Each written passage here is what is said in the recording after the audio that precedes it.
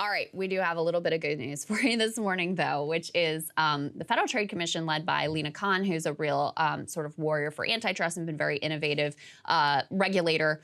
She has announced that they are looking at banning non-competes in employment agreements.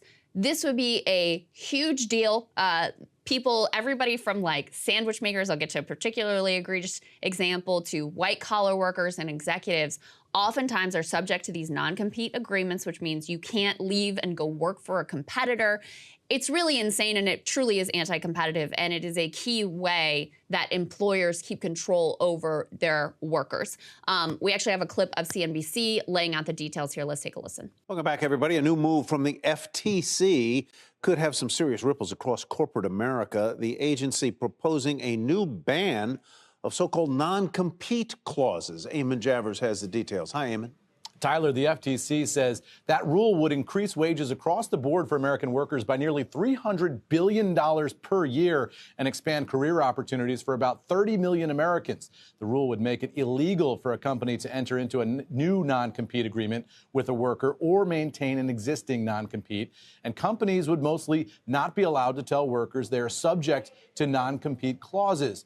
Now, the proposed rule applies to all paid and unpaid employees, as well as independent contractors. It would require companies to cancel existing non-compete agreements and tell workers they aren't in effect anymore. And Tyler, the Chamber of Commerce told us today that the FTC's rulemaking is unlawful, and they told me today it's already contemplating legal action against it. So we're still some ways away here from this being implemented in full, but this is the opening bell of a big fight over non-compete clauses in the United States of America. What? Chamber of Commerce hates it. Obviously, I love it. Yep. They're going to fight it tooth and nail if this ultimately does come to pass. Right now, it's just a proposed rule, so they're in the seeking comment period. Let's go ahead and put the FTC release up on the screen here. They say they're seeking public comment on the proposed rule, as I just said, which is based on a preliminary finding that non-competes constitute an unfair method of competition and therefore violate Section 5 of the Federal Trade Commission Act. We've got a quote here from Lina Khan: "The freedom to change jobs is core to economic liberty and to a competitive, thriving economy. Non-competes block workers from freely switching jobs,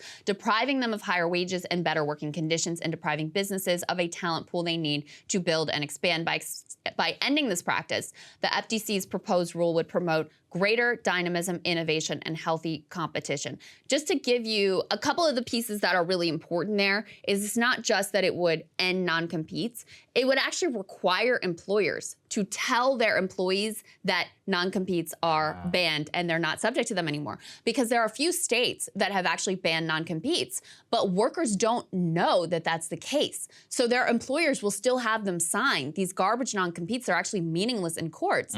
But the workers don't know that. So they still feel that they are subject to these non-competes and they can't leave and they can't go somewhere else. Well, I think as some people who personally suffered from non-competes, Krystal, yeah, this one's near and dear to our heart, isn't it? This is very near and dear Yes. to the heart. And for legal reasons, we can't go into all of it, but let's just say that it was a pain in the ass whenever we were launching something called Breaking Point. So whenever all of you, if you personally want to make sure that the future founders of a Breaking Point type show wouldn't have to worry so much about non-competes and probably could have had a lot more peace of mind, job security, and more if they were able to do so, well, then this is something that you should support. But let's take it out of us completely, because we were the lucky ones. The unlucky ones are the actual working class people, especially what they point to in the FTC release.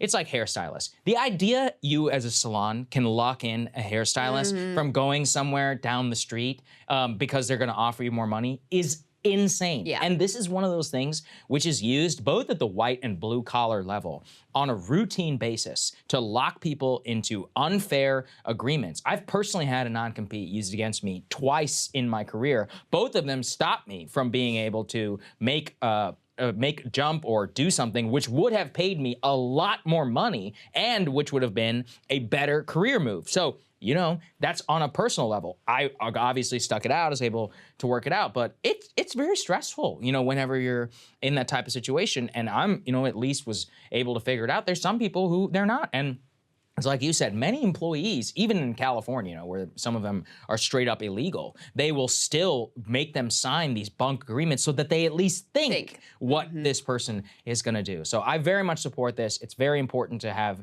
the ability for labor to move freely. The only, I guess, exception would be like with training and on a very specific skill, but like in a place where the worker is like, and the skill is like one of those things where that you can apply across all different sectors, and it's one of those where you're clearly being locked in purely for the business's own benefit. Yes. I think it's which totally is ridiculous. The overwhelming majority of the cases. And a lot of the instances you're talking about, you Yeah. can solve with a non-disclosure agreement, Yeah. where it's like if you're learning trade secrets or whatever, that you can't then just walk across the street and bring them to your competitor. Okay, that's a reasonable position ultimately to have. But no, I mean, let me give you an example that that our producer Griffin highlighted for us. At Jimmy John's Subway place, sandwich makers were not allowed to go work for another sandwich shop. Go ahead and put this C3. third element up on the screen here, guys. This is insane. They had a non-compete compete clause in their contracts. Jimmy John's franchisees in New York, those agreements barred departing employees from taking jobs with competitors to Jimmy John's for 2 years after leaving the company, and from working within 2 miles of a Jimmy John's store that made more than 10% of its revenue from sandwiches. Think of the insanity and how wildly unfair that is to workers who, for whatever reason, left their Jimmy John's job and want to go work somewhere else in their neighborhood, and they can't do it because of freaking non-compete from Jimmy John's. Total insanity. And just to give you a sense of how widespread this is, I looked up the numbers. These affect roughly 20 to 45% of U.S. workers in the private sector. And it holds down pay because, of course, job switching, and we've seen this really a lot recently with the Great Resignation wave and all of that.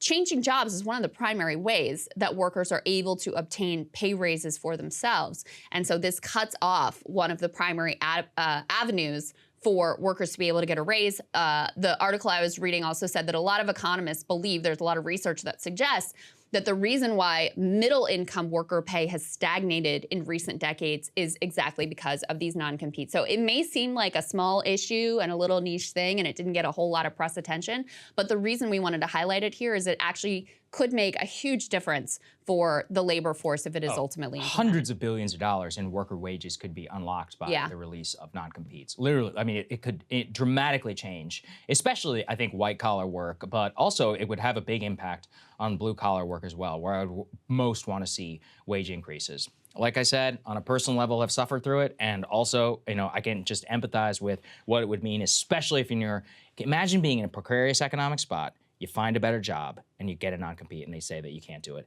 And it would have meant that you could have taken your kid out of daycare, or put your kid in daycare, or something like that, or somebody could have stopped working, or you could have moved into a better place because you can afford more rent. It's really just not right. Indeed. What's done. Indeed. So guys, if you have feelings about it, go to the FTC website and comment Bingo. on the proposed rules. Yeah. So that's Matt Stoller would want us to make That's that right. plug. Hey guys, ready or not, 2024 is fully upon us now, and Saagar and I have been brainstorming ways that we can really up our game for this critical election. Yeah, we rely on our premium subs to expand our coverage, to add staff, to upgrade the studio. We just want to give you the best independent coverage of this election, which is possible. So if you can help us out, become a premium subscriber today, breakingpoints.com, or the link is down here in the description video. It really means the world to us. And if you like what we're all about, this is the best possible way to keep us 100% independent, working only for you.